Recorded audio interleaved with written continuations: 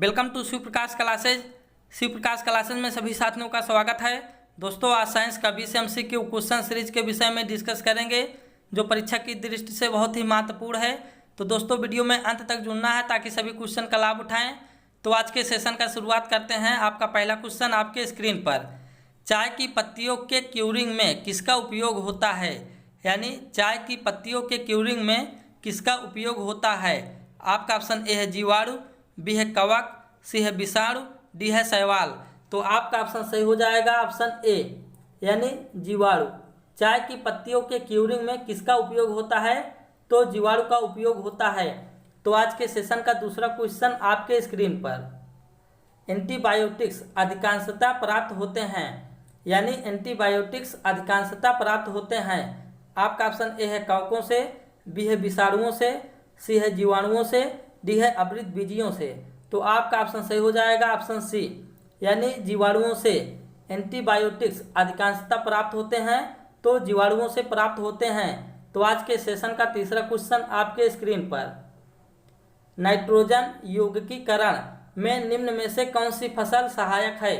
तो आपका option A है चावल, बी है गेहूं, सी है फली, डी है मकई। तो आपका ऑप्शन सही हो जाएगा ऑप्शन सी यानी फली।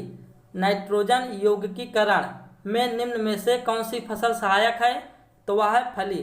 फली को लेग्यूम के नाम से भी जाना जाता है।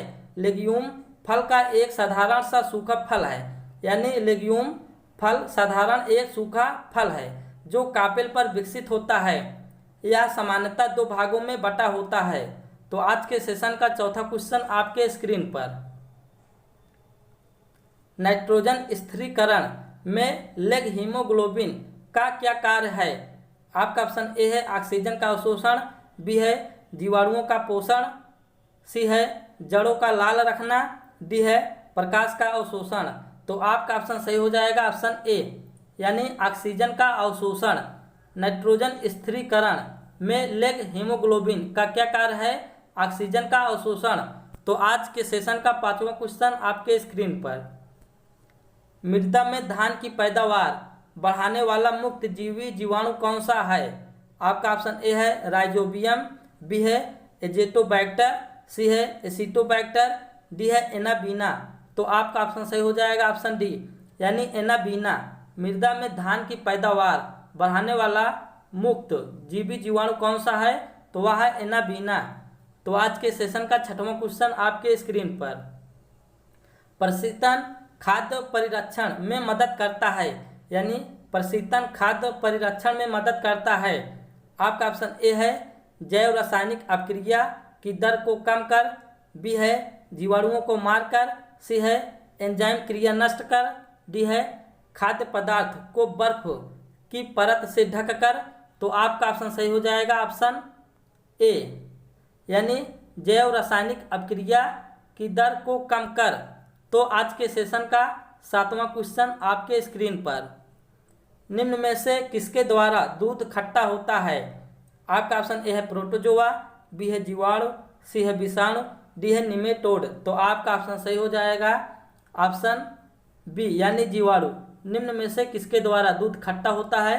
तो जीवाणु के कारण होता है। तो आज के सेशन का आठवां क्वेश्चन आपके स्क्रीन पर, दूध के दही के रूप में जमने का कारण है। दूध के दही के रूप में जमने का कारण है। आपका ऑप्शन ए है माइकोबैक्टीरियम, बी है लैक्टोबैसिलस, सी है खमीर, डी है इनमें से कोई नहीं।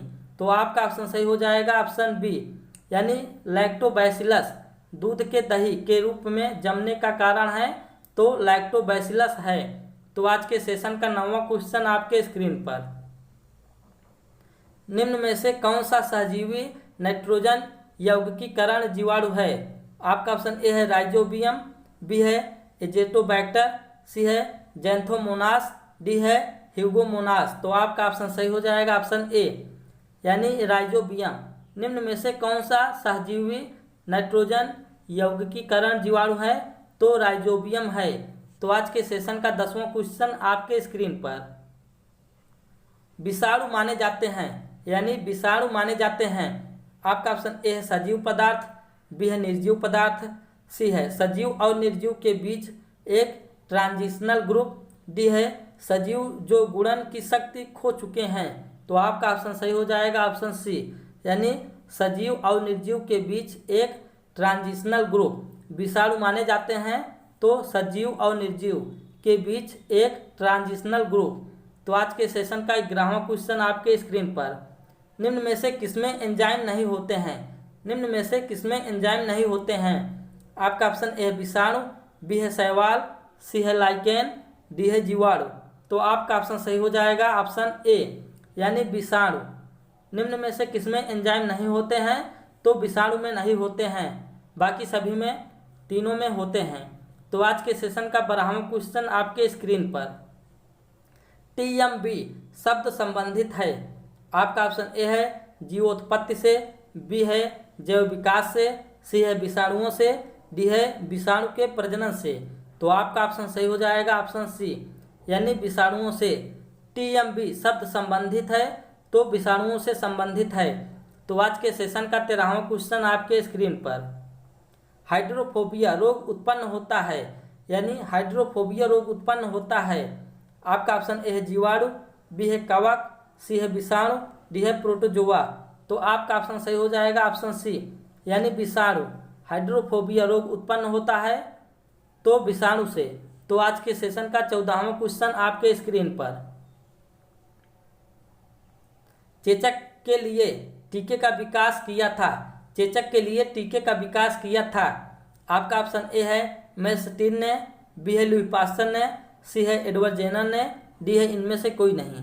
तो आपका ऑप्शन सही हो जाएगा ऑप्शन सी, यानी एडवर्ड जेनर ने।